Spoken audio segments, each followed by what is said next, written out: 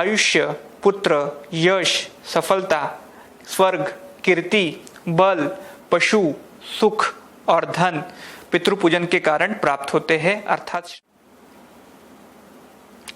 नमस्कार, मैं सनातन संस्था का राष्ट्रीय प्रवक्ता चेतन राजहंस।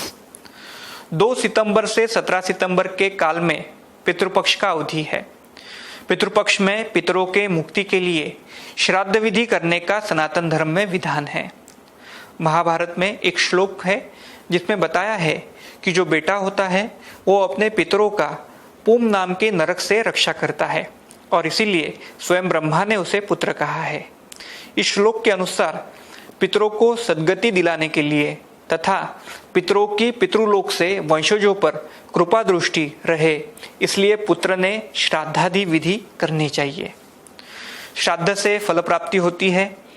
गरुड़ पुराण में इस विषय में एक श्लोक है जिसका अर्थ है आयुष्य, पुत्र, यश, सफलता, स्वर्ग, कीर्ति, बल, पशु, सुख और धन पितृपूजन के कारण प्राप्त होते हैं अर्थात श्राद्ध के कारण प्राप्त होते हैं।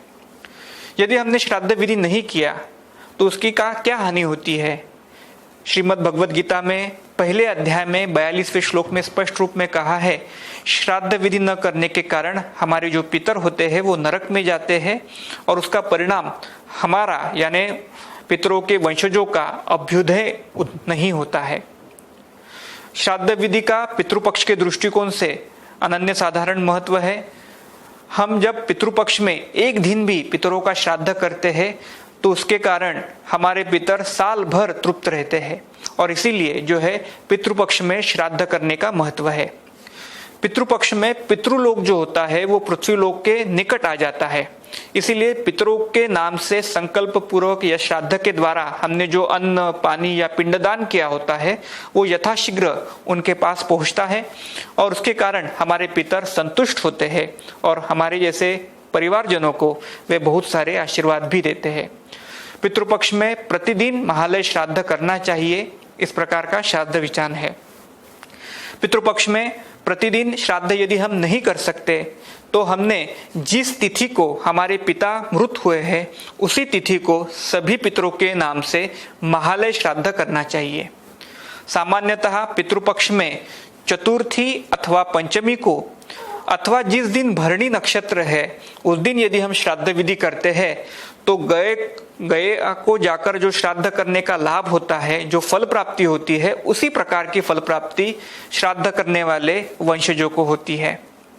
यदि पति का निधन नहीं हुआ है, ऐसी स्थिति में कोई स्त्री मृत हो जाती है तो उसको जो है उसकी नवमी को श्राद्ध किया जाता है और इसीलिए इस तिथि को अविधवा नवमी कहा जाता है। जो हमारे बच्चे होते हैं जो मृत हो गए हैं, सामान्यतः उनका जो श्राद्ध विधि है वो त्रयोदशी को किया जाता है। यदि हमारे पितरों में से कोई सन्यासी हो तो उनका एकादशी के दिन श्राद्ध करने का जो है विधान है। किसी की शस्त्रास्त्र के द्वारा मृत्यु आई है, अपघात के कारण आई है, भूकंप के कारण आई है, नैसर्गिक आपदा के कारण आई है, हत्या के कारण आई है, तो ऐसी व्यक्ति का श्राद्ध चतुर्दशी के दिन करना चाहिए। इसीलिए पितृपक्ष की जो चतुर्दशी की तिथि होती है उसको घात चतुर्दशी कहा गया है। अब जिन पूर्वजों की मृत्यु की तिथि हमें पता नहीं है, ऐसे पूर्वजों का श्राद्ध हमने सर्वपितृ अमावस्या के दिन करना चाहिए। यहां मैं बताना चाहूंगा कि एक श्राद्ध का नियम है कि पितृपक्ष में रात्रि के समय हमने श्राद्ध नहीं करना चाहिए। अब यह श्राद्ध किसने करना चाहिए? तो सनातन धर्म में उसके विषय में एक विशिष्ट व्यवस्था दी गई है। पहला बेटा या अंतिम पुत्र, ये जो है सनातन धर्म में श्राद्ध विधि के लिए उनको अधिकार दिया है। यदि विवाहिता का मृत्यु हुआ है तो उसके पति को ही उसके अंत्य संस्कार का और श्राद्ध करने का प्रथम अधिकार है। यदि विधवा स्त्री है, उसकी मृत्यु हुई है, तो उसके अंत्य संस्कार का या श्राद्ध करने का जो अधिकार है वो उसके बेटे को है। अब यदि बेटा नहीं है तो किसने श्राद्ध करना चाहिए, इसके विषय में भी सनातन धर्म में क्रम बताया है। यदि बेटा नहीं है तो नातिन, नाती नहीं है तो नातिन का बेटा, या फिर पत्नी या संपत्ति में जो भागीदार बेटी का बेटा है, या जो सगा भाई है, भतीजा है, चचेरे भाई का बेटा है, ऐसा सीधा क्रम सनातन धर्म में दिया है। यानी एक व्यक्ति उपलब्ध नहीं है तो अगली व्यक्ति वो श्राद्ध विधि कर सकती है। किसी एकत्रित परिवार में जो पालन पोषण का जिसका उत्तरदायित्व है, ऐसे व्यक्ति ने ही सभी का श्राद्ध करना चाहिए।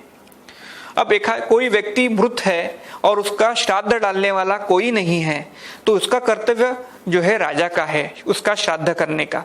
ऐसे हमारे सनातन धर्म के धर्म सिंधु नाम के ग्रंथ में स्पष्ट रूप में कहा है।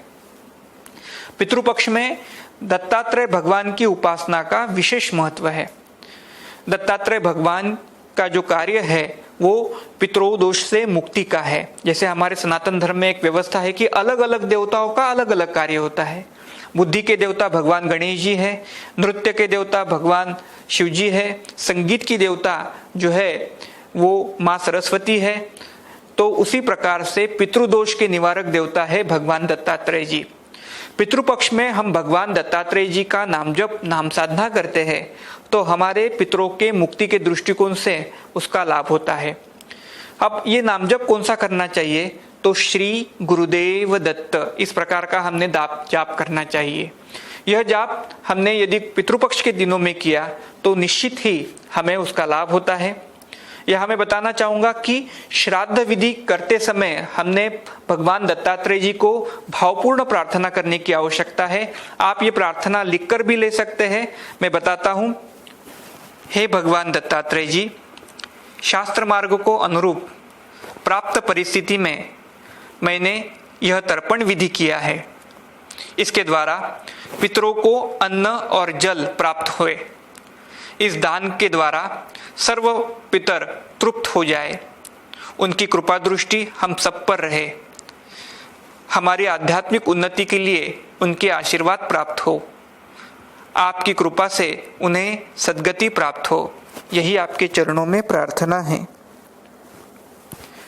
श्राद्ध विधि कैसे करें, श्राद्ध के लाभ क्या है, उसका शास्त्र क्या है, इस सब के विषय में जानकारी देने के लिए सनातन संस्था ने श्राद्ध भाग 1 और श्राद्ध भाग 2 इस प्रकार के 2 ग्रंथ प्रकाशित किए हैं। यह ग्रंथ आप sanatanshop.com से ऑनलाइन खरीद सकते हैं।